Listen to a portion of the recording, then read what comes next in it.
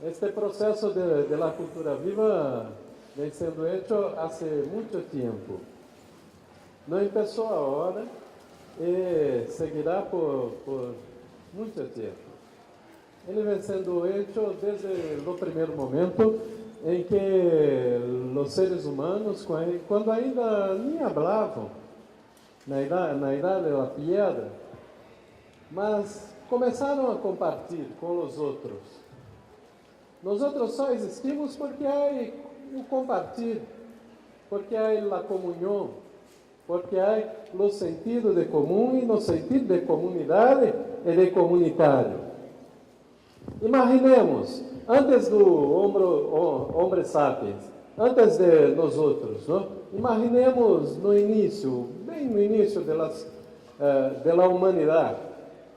Se uma pessoa descobrisse como fazer o fogo e não compartisse com o outro, esta pessoa morreria, não? Porque de nada lhe adiantaria saber como fazer o fogo se sua comunidade não hicesse o fogo.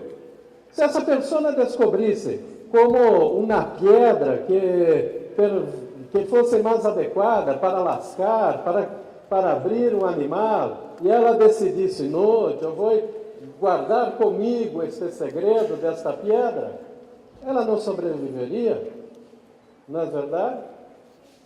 Ou se ela conhecesse uma árvore com uma frutija mais adequada e decidisse, eu vou esconder essa árvore somente para eu, e não vou falar em minha comunidade, que viviam em uma caverna, que não tinham linguagem, não falavam, estavam desenvolvendo a linguagem, em que a gente vivia 20 anos, no máximo, eram mortos por animais.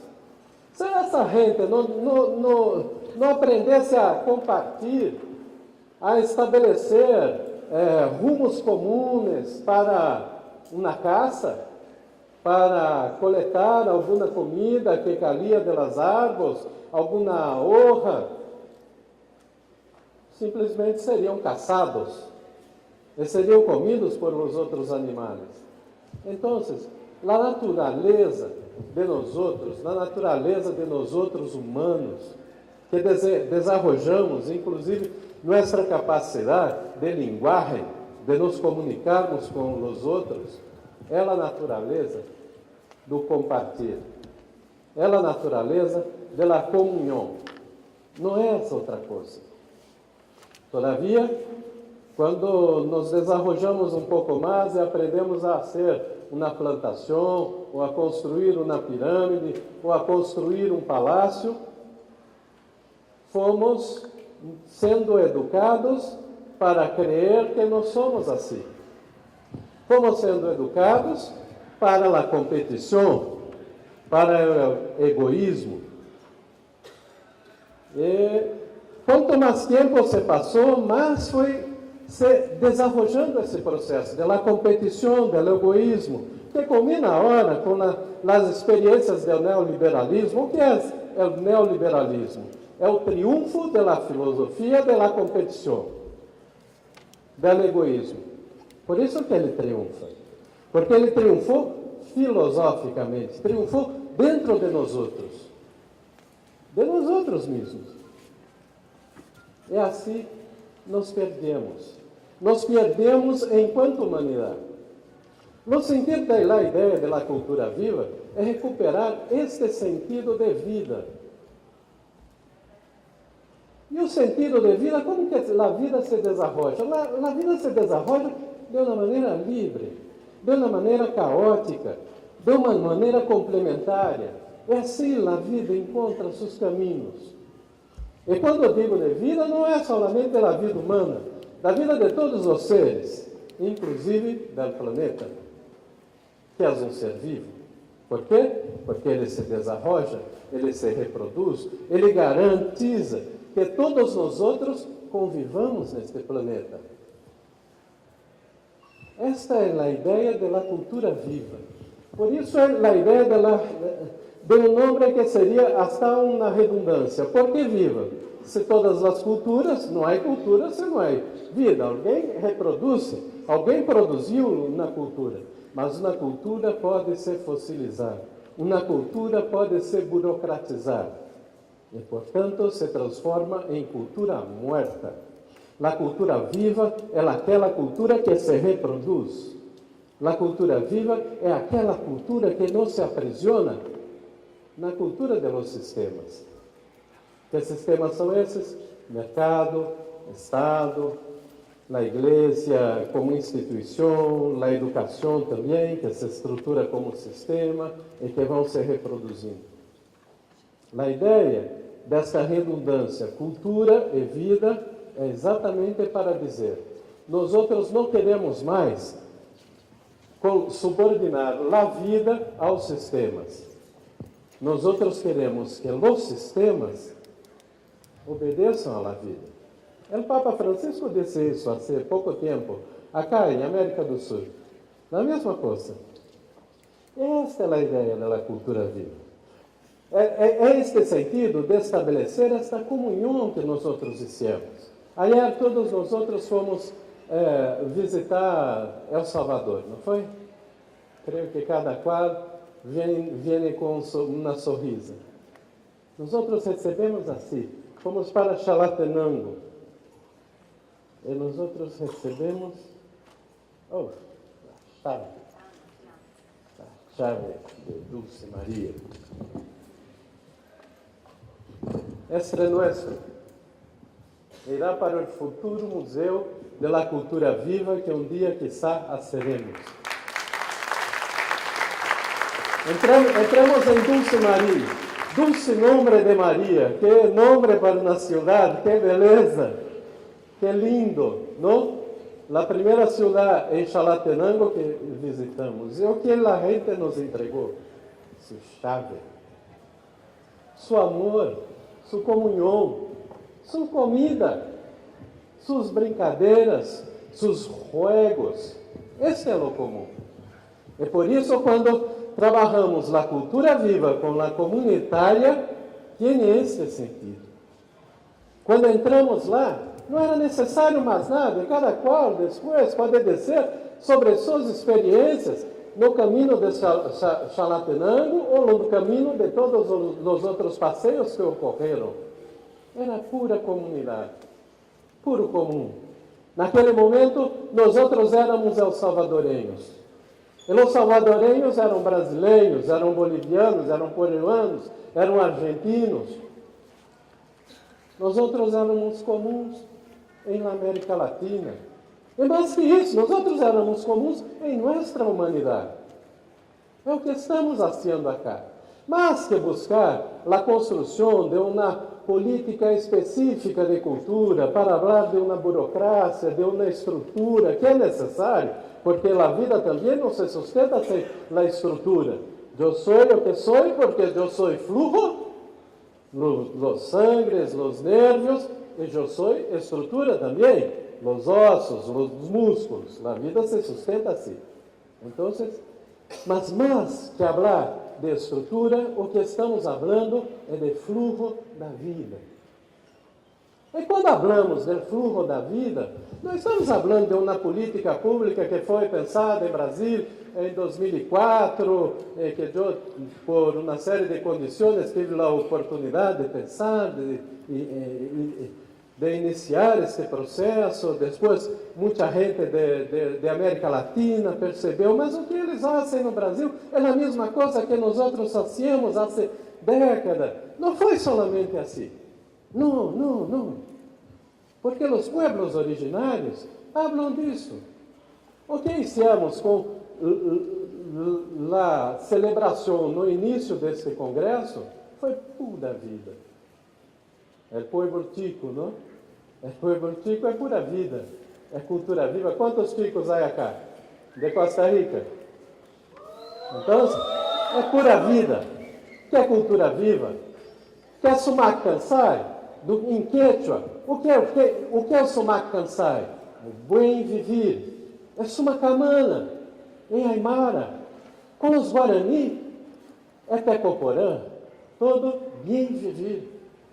E eles percebem algo que nós outros, a civilização ocidental, leva tempo para perceber. Agora, com os estudos da física, o que dizemos? Nós outros somos poeira do universo, então estamos todos entrelaçados, não se diz? Há tantos estudos de física, estudos de matemática para compreender isso.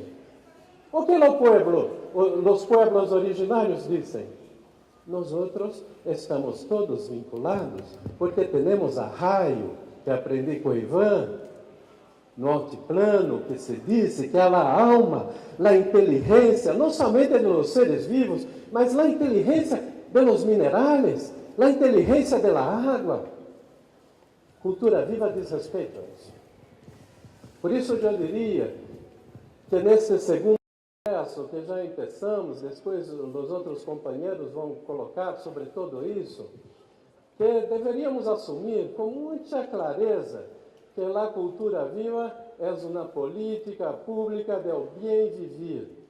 É uma concretização de uma ideia, de um ideal, de uma utopia que não nasce do nada, resgata, vai fundo, segue fundo a nossas tradições e se recria. Esta é a cultura viva. Esta é o bem viver. Mas há que construir políticas públicas que expressem esta palavra, este conceito. E na cultura viva, de uma maneira, por todas as experiências que nós outros dissemos, ela há construído isso. Então, seria muito importante que neste congresso nós outros nos assumíssemos como a política pública do bem viver. E o que é bem viver? É a harmonia, é o equilíbrio. Mas há três harmonias que nós outros temos que pensar. A primeira harmonia é a harmonia do ser com ele mesmo. Eu com eu. Estou harmonizado, será? A comida, a postura, a construção de nossas posturas que estejam de acordo com o que dissemos, porque não há como ter um discurso e fazer de outra maneira. Aprendemos isso com Irma, allá, não? Em TNT, uma pequena joia de El Salvador, da América Latina e de toda a humanidade. Não foi assim? Nós outros, eu estava vendo acá, quem estava compartilhando e conversando com ela, e foi me chegando perto, e todos se emocionavam, e saía lágrimas, mas não lágrimas de dolor, saía lágrimas de humanidade, saliam lágrimas de força, saliam lágrimas de amor. Então, há que construir esta primeira harmonia, que é uma harmonia del ser com ele mesmo. Há uma segunda harmonia também que temos que pensar, que é a harmonia do ser com os outros seres.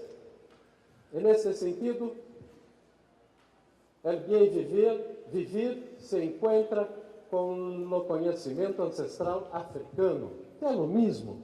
O que os africanos dizem? Ubuntu. O que quer dizer Ubuntu? Eu sou porque nós outros somos. É pura comunidade. Por quê? Porque não há como ser sem a comunidade estar bem. Não há como ser sem estar em conjunto com os outros. Não há como estar feliz se o outro não está feliz. Ubuntu é uma filosofia, uma ética que é oposta do neoliberalismo, é oposta do egoísmo, é oposta da competição. E está presente em bem viver. Está presente em cada um de nossos pueblos ancestrales. Está presente em nosso DNA. Esta é a segunda harmonia. E assim nos encontramos com a África. Há uma terceira harmonia que temos que perceber. É a harmonia e a ligação de nós outros com nossas comunidades e com o planeta. Não apenas com um animal. Não, com todo o planeta. Não há como nos percebermos fora do planeta, porque nós outros não iremos existir. Mas não será por um sentimento egoísta de que não queremos queremos sobreviver, que devemos nos manter vinculados ao planeta. Não é assim, porque há uns científicos e alguns empresários que daqui a pouco vão pensar em construir terras em outros planetas, não? Mas para a maioria da gente é a desgraça, a desesperança. Não, nós não queremos assim. Nós queremos o vínculo, porque nós somos o planeta. Agora, mirem que na antropologia, há um estudo na antropologia ocidental que diz o seguinte: é uma definição de cultura, um conceito de cultura. Cultura é o oposto de natureza, não é? Não se diz assim, porque a natureza é. A cultura é a construção de los símbolos, do pensamento, da linguagem, não? Então, é uma definição comum que estuda um pouco os conceitos de cultura, percebe isso. Não é. A cultura é natureza também. Porque nós outros somos, porque nosso ambiente, nossa natureza define o que nós outros somos. Daí, cultura, mas natureza é igual à cultura viva. Por isso, novamente, a redundância. Para finalizar aqui, eu gostaria de dizer mais duas coisas. O que essa ideia da cultura viva se espalha é uma ideia que é comum e que não tem dueño, que está presente em todos. Se formos na cultura inca, está presente com os quipos. Se formos nas islas de Nova Guiné, Islas Trobriand, que a amiga Silvia estava falando ayer, também que a gente saía de uma isla para outra para trocar contas de conchas. Como se cambia conchas de uma isla para outra? Todas as islas têm conchas, não conchas do mar. Mas a gente fazia isso para se dizer e se perceber humana. Então, está presente em todos os lugares. O que fizemos foi trabalhar a ideia da cultura viva comunitária a partir de conceitos matemáticos. E sabem que nós outros que vivemos acá em América e nossos pueblos originários e os maestros de educação deveriam estudar mais os mestres da matemática. Qual matemática mais perfeita que a matemática maia? Nós outros estamos aqui nas terras maias, em seus cálculos fabulosos, não? Ou a geometria andina, que construiu, que realizou construções à prova de terremotos, em poliedros, que cortavam as pedras e se mantêm até hoje. Por que se mantêm até hoje? Porque cortavam as pedras a partir do fogo em lo velo natural da pedra. Sabiam que há que seguir o fluxo, porque na pedra também há fluxo. A ciência ocidental diz: não, a pedra é morta, não, a pedra é viva. Os incas disseram isso, e sabem isso. Suas construções estão em pé, hasta hoje. Não é assim, Palomita? Então, o que trabalhamos também nesse conceito da cultura viva é um pouco assim. A cultura viva comunitária seria uma macro-rede. No espaço do bem viver em comunhão, em que temos as três harmonias: a harmonia da pessoa com ela mesma, da pessoa com sua comunidade, da pessoa com o planeta. E há que identificar a rede no território, porque cultura é processo. Cultura não é um evento. Cultura é uma continuidade. Quem mais hace cultura que a gente de Paraíso, que foi outra cidade em Chalatenango que fomos recebidos ayer, em fim da tarde, em que a gente fazia sua festa, toda a cidade parada, toda a cidade para nos receber. Não foi assim? Com suas músicas, com sua banda. Uma banda com 40 instrumentos, mas há 100 músicos. O que há que fazer para que esta banda sobreviva melhor? Sabem como que eles trabalham? É assim: alguns jovens tocam no instrumento e depois transferem o instrumento para um outro jovem. É assim. São lindos os instrumentos. Mas por que não ter 100 instrumentos, já que temos 100 jovens na banda? Não? Por isso, é necessário 0,1 Por isso é necessário identificar um ponto de cultura, garantizar um processo que não é um recurso esporádico, uma coisa continuada, que permita que a gente planifique, que a gente possa ser por ela mesma, porque não é um favor ganhar um instrumento musical, ou uma roupa, ou na viagem, ou uma hospedagem. Não é um favor, porque é um recurso de toda a comunhão da gente. Este é o Estado. O Estado deveria ser a expressão da comunidade, a expressão de lo comum. Mas não é. O Estado é a expressão do egoísmo, é a expressão do controle, da competitividade. Veja, no sistema educacional é assim. Nós outros somos adestrados a competir uns com os outros, não? Mas não seria melhor praticarmos a educação indígena, em que o ninho indígena, ao ter 12 anos, tem uma educação completa. É autônomo porque sabe caçar, sabe cultivar, sabe produzir sua caça, sabe trançar, sabe fazer sua cerâmica. Não é assim? Aquela educação indígena. No sistema de educação também deveria cambiar. Assim como a ensinança de matemática em nossas escolas deveria ser a ensinança de matemática a partir da sabedoria indígena, porque há uma diferença. Qual é? Na matemática ocidental, nós outros aprendemos vamos do abstrato para o concreto.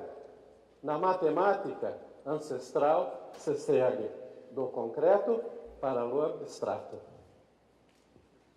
Assim, os maias contam em 12. 10 dedos de las manos e 10 dedos de los pies. É concreto. Há esta referência. E assim deveríamos fazer. Por isso, a ideia da cultura viva como uma macro-rede, o ponto de cultura como uma micro-rede, é um conceito matemático. De conjuntos. São conjuntos que se interrelacionam. Depois, temos que ligar estes conjuntos a outros conjuntos, redes comunitárias de teatro, redes de comunicação popular, estudantes universitários, a cultura tradicional, todo se mescla, se mestiça, e por isso também a cultura viva nasce acá na América, porque nós outros somos resultado da interculturalidade. Nós outros somos resultado da mestiçagem. Aqui não há tempo para dizer sobre como se construiu isso, não? E todos os horrores produzidos assim. Mas nós outros somos resultado dessa síntese humana. Basta mirarmos acá. Por favor, volvam, olhem para trás. Você viu? Levantem, levantem. Vou pedir mais uma coisa. Levantem.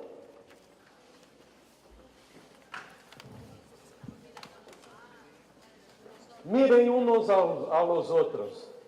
Mirem nos olhos de los outros. Mirem e percebam a tez de la piel. E ao olhar, percebam que nós outros, que somos um povo tão colorido, somos comunes. Nos identificamos em cada momento, em cada diferença. E esse é o grande valor da América Latina. Eu já tive a oportunidade de seguir por toda a América Latina, agora também por outros países da Europa, é que eu percebo que o mundo mira para a América Latina com esperança. Por quê? Porque nós fizemos dessa síntese de humanidade uma bela floresta, uma floresta diversa. Nós outros compomos uma floresta de humanidade. Isto é a cultura viva. Este era um ponto dos últimos. Agora, o último. Há um outro elemento que temos que saber a partir deste congresso. E Inês poderá nos contribuir muito com isso, porque ela ha hecho um trabalho há 18 anos em la periferia de Buenos Aires, em que se diz, criar vale a pena. Criar com arte. É arte. Não nos olvidemos del arte, porque o arte é que permite que nós outros nos percebemos em uns outros. O arte permite que se exercite la autoridad também, como em espanhol, não? Em português, alteridade. Para além da identidade, a alteridade é a capacidade de nos percebermos em los outros, de nos percebermos em realidades, em sensações, em estímulos que por vezes nunca sentiremos. Ayer, nós passamos por uma situação de guerra como acá em El Salvador, não? Mas quando ouvimos Irma, sabemos o que é a guerra. Sabemos o que é a valentia da mulher também. Sem ela, não teriam triunfado acá em El Salvador. E se me permitem, estou com meu amigo Jorge e ele disse: eu tenho a liberdade do estrangeiro, não? Jorge, meu guiso, que é uma pessoa que aprendemos muito. Deveria falar acá conosco. Jorge foi secretário de Cultura Ciudadana em Medellín. Tem muito a nos ensinar. A primeira coisa que ele me ensinou, eu estava com minha esposa, com Silvana, na primeira vez que visitei Medellín, para onde ele me levou? Para um banho público. Alguém acá invitaria um visitante estrangeiro para conhecer um banho público de sua cidade? Em São Paulo, eu não seria isso. Não sei se na cidade de vocês. Em Medellín, ele fez. Por quê? Porque o banho público estava limpo. Tinha obras de arte simples, uma cerâmica, mas representava tratar bem sua gente. E não era um único banho público. Depois, as bibliotecas maravilhosas e tudo mais, que não cabe a mim dizer acá. Mas é este sentido de construir a partir das pequenas delicadezas. E somente o arte permite isso. Porque o arte é o meio de produzir o reencantamento do mundo que Hamilton Faria, cá, que está conosco, sempre habla. Não podemos perder de vista a ideia do encantamento, porque somos vivos. E para viver temos que ter um flujo vital. E o flujo vital se garantiza por el arte.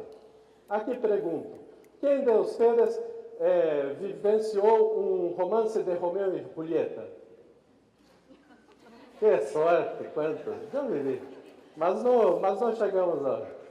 Recuperei depois. Que sorte. Mas a maioria não viveu.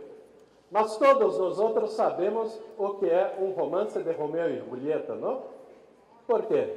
Porque Shakespeare lo escreveu. Quando ouvimos uma música diferente, uma música com um idioma que não conhecemos, podemos ter sensações de alegria, de tristeza. Por quê? Porque o arte nos transporta, o arte nos reencanta. Então, agora, na primeira fase da cultura viva comunitária, trabalhamos mais na dimensão de organização, de construção política, de garantizar o pressuposto, que não podemos perder de vista isso. Mas, a partir de agora, temos que incorporar o sentido do arte mais forte entre nós outros todos, para nos expressarmos em todo momento com arte. Isso é cultura viva. E por último, eu pediria um minuto de silêncio. Por favor, se levantem. E tentem ouvir a nossos ancestros. Um minuto. Les pedi este minuto porque temos que nos exercitar em aprender a escutar a gente, nossa gente. Aliás, Jorge Brandon não está presente aqui conosco, que é um querido de Medellín. Su ponto de cultura é nossa gente. Nossa gente se fez no silêncio, foi hecha a partir do silêncio de los indígenas, do silêncio de los campesinos, do silêncio daqueles que em holocausto tiveram que atravessar a África por lo Atlántico, escravizados, los silencios de los inmigrantes, los silencios de nuestra arte. E, portanto, vamos agora, com a cultura viva em la América Latina, e que está espalhada por el mundo, fazer com que nos escutem. Mas nós faremos com que nos escutem a partir de nosso silêncio. Mas um silêncio que grita muito forte, porque ele grita muito forte em nossa alma, ele grita muito forte em nossa humanidade, em cada um de nós outros, que acá tem parte disso. Somos poeira do universo, mas somos poeira de Martim Baró, que não poderia olvidar acá em falar em El Salvador, porque Martim Baró é uma referência teórica que eu tenho utilizado há 10 anos. Eu leio, quem foi Martim Baró? Um padre jesuíta, morto na universidade, não? Com mais 4. E ele dizia, e a partir de seu trabalho, com o silêncio de sua gente, que vivia em situação de guerra, ele construía círculos de regeneração, círculos de resiliência. O que hacemos com os pontos de cultura é a mesma coisa. São círculos de resiliência em reencontro de nós outros com nosso próprio silêncio, de nossos ancestros, de nossos semelhantes, daqueles que não têm o espaço para falar por sua própria voz, mas que agora, a partir de já e a cada momento, nós outros vamos falar em nossa própria voz e vamos garantizar nossa humanidade contra o mundo de los sistemas, contra aquele que nos escravizam, para que a vida triunfe. Esta é a cultura viva. Gracias. Buenos días, todos, todas. Gracias por esta bella oportunidad. Qué jodido hablar después de Celio. Bueno, pero acá vamos. Hablar un poquito del primer congreso hace 2 años. Eso para que un poquito diferencie esto. Ligeramente.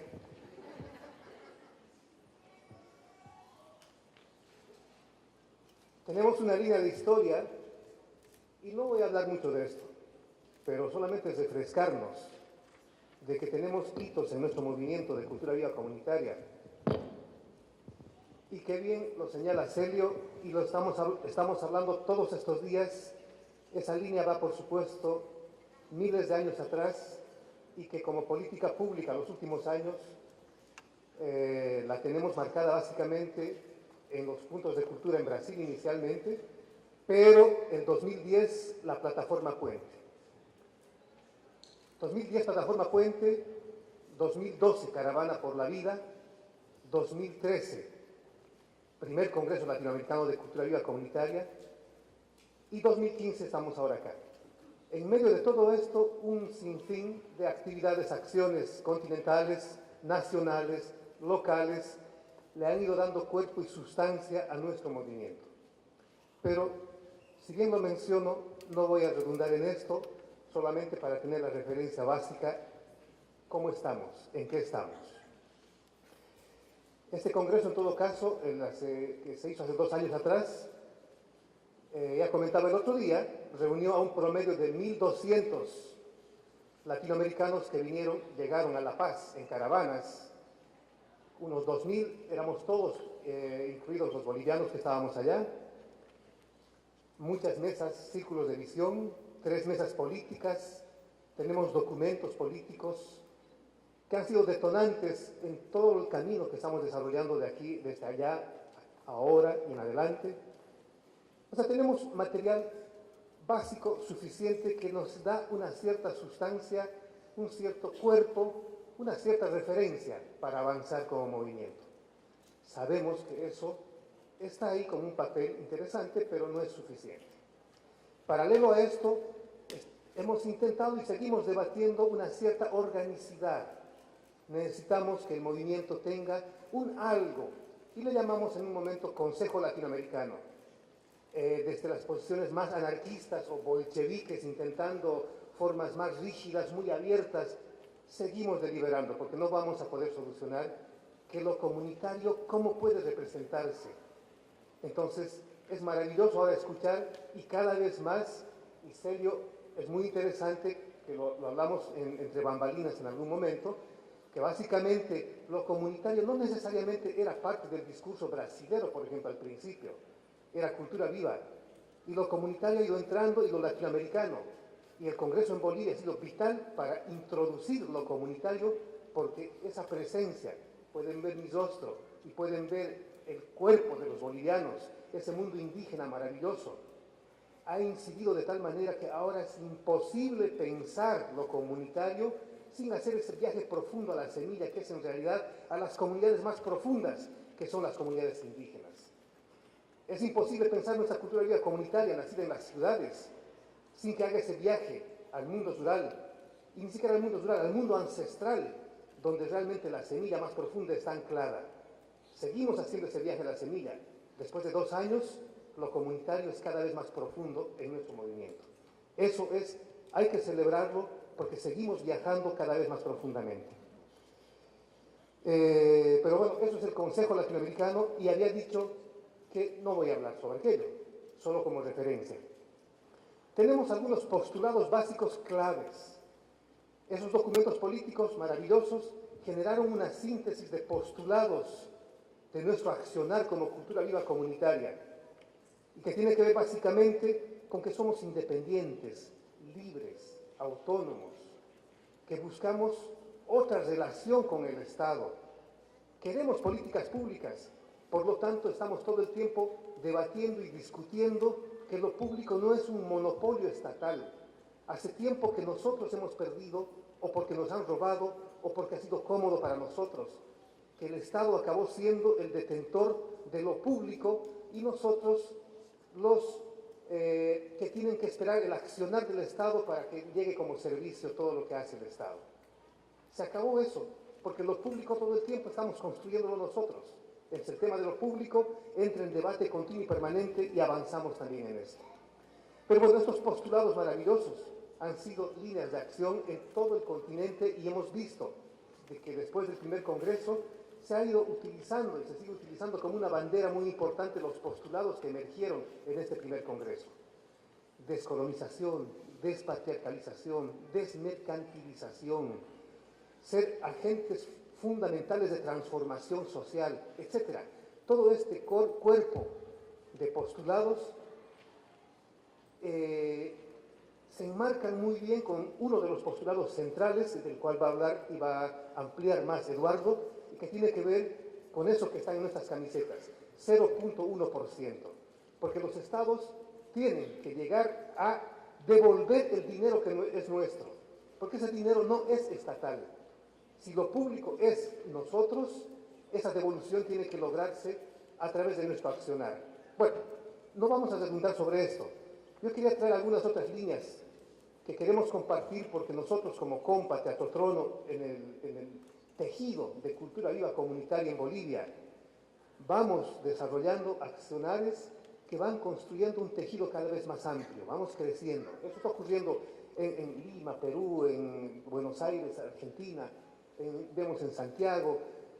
Hablamos también de las bifurcaciones, hay una red, hay 2 redes, posiblemente 3 redes. A veces parece conflictivo, y también tenemos que administrar las conflictividades como tensiones creativas, como tensiones que nos permiten en el fondo deliberar, ampliar, profundizar el debate, y ver cómo esto nos empuja a darle profundidad a nuestro contenido, a nuestro accionar, a nuestros acercamientos, a nuestras distancias, a nuevamente saber de que el otro se acerca y nos abraza, pero muchas veces también se distancia, porque eso en el fondo nos va a dar una fuerza para reencontrarnos nuevamente, porque en el fondo estamos con narrativas muy comunes, pero esta maravillosa bifurcación tiene que acabar siendo una bifurcación de tensión creativa.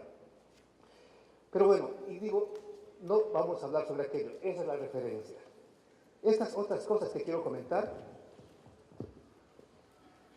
un poquito más. En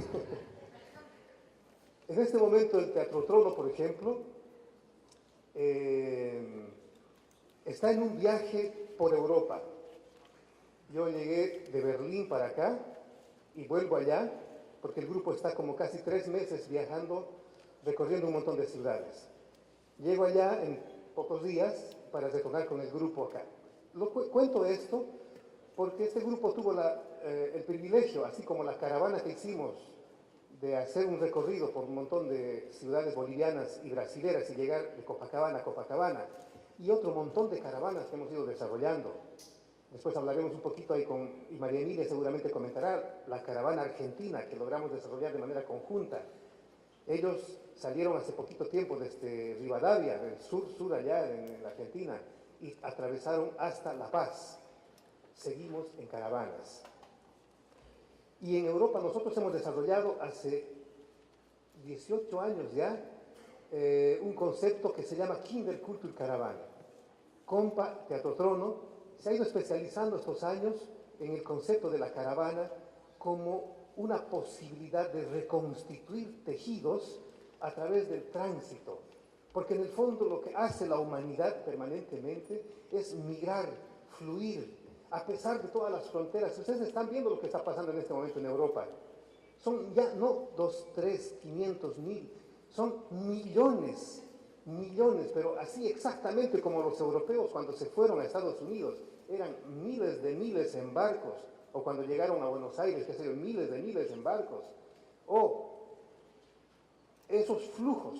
En este momento está ocurriendo, esos millones están empujando esas puertas que las fronteras intentaron cerrar, es imposible cerrarlo, están empujando y abriendo y explosionando las fronteras, porque las culturas son exactamente como los pájaros. Pasan las fronteras porque tienen que pasar, o no existen fronteras para las culturas. Los aymaras, por ejemplo, en Bolivia, están en el lado peruano, chileno, boliviano, y a pesar de las fronteras, la cultura permanentemente es tan libre como los pájaros, pasan permanentemente. Y bueno, eso está ocurriendo en Europa. Millones están yendo a reclamar ese plato excesivo de comida que ellos tienen y que disfrutan demasiado, cuando hay una cantidad de hambrientos que tienen que empujar para compartir ese plato que es demasiado grande. Hay exceso de comida ya y exceso de todo, que seduce, por supuesto, una gran cantidad de gente que no tiene en el sentido de la carencia y intenta, por supuesto, romper para poder obtener de ese plato al menos migajas. Pero bueno, estos viajes del Teatro Trono, Compa, han permitido, entonces, imagínense esto. Soñamos nosotros con que cuando decimos participación más abierta, ojalá que nos hagan caso a los artistas en el sentido más de artistas, más esteticistas, queremos presupuestos para mi obra de teatro, para mis luces, para mis bambalinas, y queremos esto y queremos lo otro, etc. Y necesitamos presupuestos para aquello. No se olviden de que en el siglo XX los europeos empujaron muy fuerte un montón de vanguardias, de las cuales muchas vanguardias artísticas latinoamericanas también en el fondo se inspiraron. Todos los surrealistas, dadaístas, cubistas y todo esto vinieron profundamente también de estos movimientos urbanos, artísticos urbanos de allá, y ya empujaron cosas. Y cuando uno ve el Estado o los estados europeos, ve exactamente de que 0.1%, no, tienen presupuestos mucho más consistentes y considerables. Cuando uno ve la calidad de vida que tienen los europeos, cuando ve eso que hablamos en algún momento acá en San Salvador, y vemos cuántos espacios verdes, cuántas rejas hay en nuestras calles, cuánto del espacio público realmente sigue siendo nuestro. Y uno puede ver en Europa la cantidad, pero de vías para bicicletas, parques.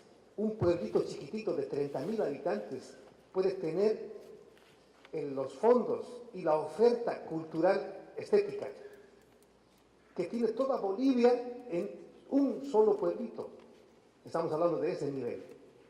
Por los fondos, por la cantidad del mundo, que sea Pavarotti, Plácido Domingo, permanentemente circulan esos pueblitos porque tienen los fondos para que circulen. Presupuestos estatales que hacen ya que la circulación cultural, en el sentido de industria cultural, han logrado una circulación, pero masiva, impresionante. Estamos allá nosotros también entrando en diálogos para que la cultura viva comunitaria, tal como la planteamos acá, dialogue. Pero si escuchan, y cuando hablamos del presupuesto 0.1%, más o menos hay una sonrisa de los europeos. Ah, qué interesante. Y si se acaba solo en 0.1, ellos ya lo lograron hace mucho tiempo de otras maneras. O cuando estuvimos en una ciudad, Estados Unidos, gringa, Portland, Maine, el sueño de que los políticos, ejemplo, el político para diseñar la ciudad, hacer planimetrías y tener un imaginario, una ciudad creativa, amplia, nueva, con la incorporación de artistas, creadores. Ellos por ley lograron que artistas sean los asesores continuos y permanentes de los políticos que deciden el destino de la ciudad. O sea, es impresionante que ya los artistas son parte del imaginario de la ciudad que se construye.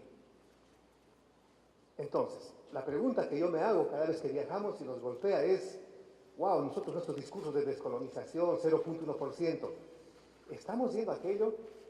¿Queremos eso? ¿Queremos esa calidad de vida de los europeos? Y podemos criticar un montón de cosas de los gringos europeos, pero si estamos solo por el 0.1%, y para hacer corta esta historia, nuestra respuesta es no. No, porque en el fondo nosotros queremos esos presupuestos porque son nuestros, pero la sustancia de nuestro movimiento está en el cuerpo de postulados de profundidad que tiene la cultura viva comunitaria. Porque si no pensamos en que la descolonización, despatriarcalización, otra vida y la igualdad y la relación que tenemos que tener con la naturaleza, el respeto a la Pachamama, si no tenemos eso, no es posible hablar de cultura viva comunitaria. Estamos hablando solamente de una propuesta economicista que va a matar nuestra relación y nos va a volver solamente subsidiarios del Estado y vamos a acabar siendo solamente agentes paraestatales. Hace tiempo un compañero mexicano ya nos decía, pero eso ya ocurrió incluso en México. En la Revolución Mexicana se ha planteado presupuestos, etcétera, etcétera, y se ha hecho que, qué sé yo, Siqueiros, Rivera y algunos muralistas se volvieron lógicas estatales. Y miren, después los mismos mexicanos dicen, acabó siendo un arte que en el fondo enarbolaba una revolución que acabó siendo una dictadura de 70 años en México. Entonces, otra vuelta, ahí yo molesto e incomodo con este detalle. 0.1% sí, tenemos que avanzar con esto, siempre y cuando no niegue para nada el avance que tenemos que construir en los postulados de despatriarcalización, descolonización, desmercantilización, vivir bien. Lo otro que quería compartir es el tema retomo el tema de las caravanas. El tema de las caravanas. Otro poquito.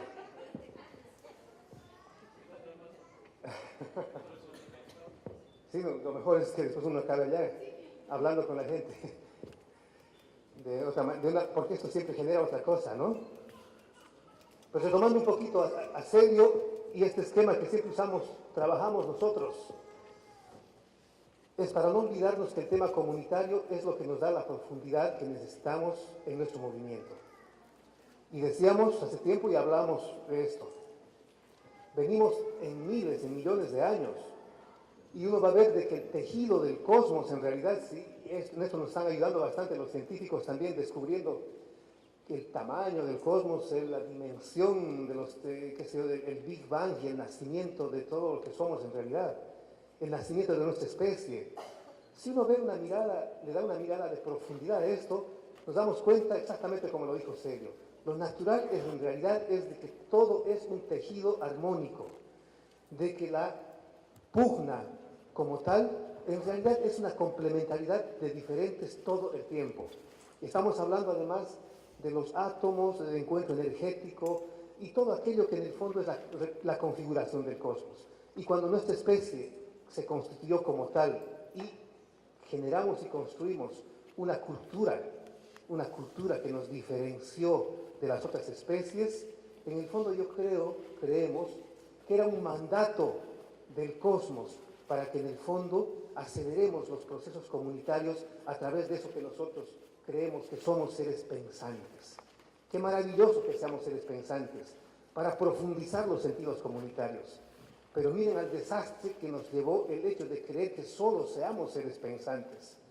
El desastre está en que hemos roto todas las posibilidades de relación horizontal con todas las otras especies, intentando dominarlas, y hemos generado relaciones totalmente verticales.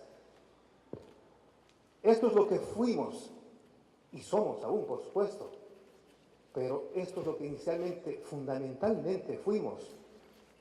Comunidad, y como convención vamos a pensar que la comunidad sí es una relación circular, y adentro estos triangulitos representan una cantidad infinita que siempre van a existir, existieron, de irrupciones autoritarias, y ahí estaría representado el tema del triángulo como, digamos en este caso, lo autoritario.